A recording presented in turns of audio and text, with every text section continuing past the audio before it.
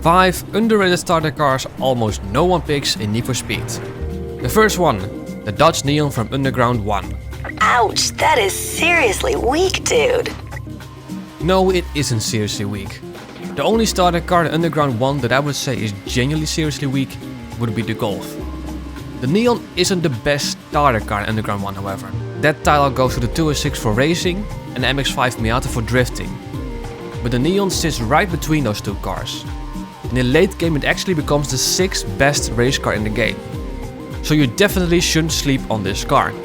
Maybe next time you start a playthrough of Underground 1, you should consider the Neon as your starter car. Number 2. The Vauxhall Corsa from Underground 2. I get it, this car sits in the shadows of the Corolla, and it is for genuine good reason. The Corolla is just so much faster than anything else in the game, and the car in general is just a cult classic. But there are more starter cars in Underground 2 than just the Corolla.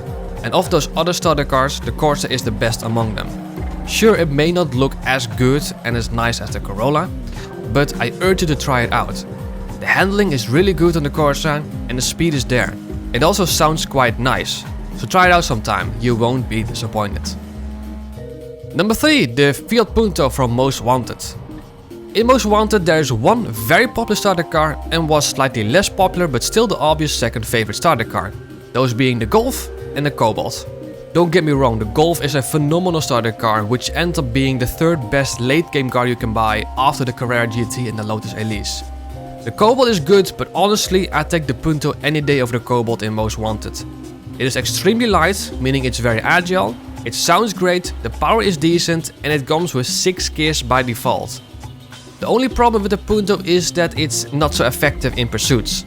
Because it's very light and front wheel drive, it isn't actually very effective at taking out police. And it's also not very effective at getting out of crunch situations.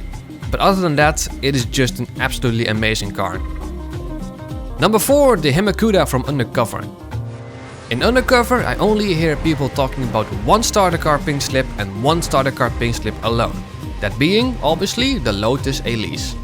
Sure, it has good handling among the starter cars, but acceleration and top speed is pretty poor compared to the rest. Now I will admit that the top speed of the Hemacuda is quite poor and the handling compared to the Elise isn't that great, but acceleration is where the Hemacuda obliterates the Elise. It is so fast out of the corners that you'll be at top speed in no time. Be honest, have you ever picked the Hemacuda as your starter car in Undercover? I bet most of you haven't. So try it out, it is genuine good fun. It also sounds amazing too. Number 5, the Ford Escort from Undercover. Easily the most underrated starter car in Need for Speed history. Why is that? Because it is actually the best starter pink slip car in Undercover. It is only slightly worse handling wise compared to the Elise, but in terms of acceleration it's even better than the Hemacuda and it has the best top speed out of any tier 4 cars.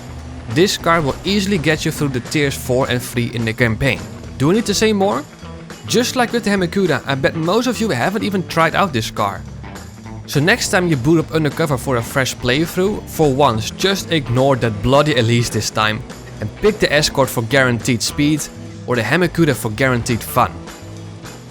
So those were my picks for 5 underrated starter cars that almost nobody chooses in Need for Speed. Do you think I missed one that deserves a spot? Drop it in the comments, I'd love to hear what you pick. Other than that, I thought that I was gonna do just a short video that sits between the testing videos just to, kill a bit of time and add more content.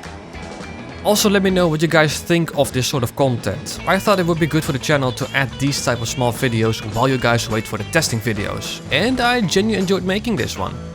Besides that, don't forget to like and subscribe. Once again, let me know in the comments what you think of this sort of content. This has been Market2200. Thank you so much for watching.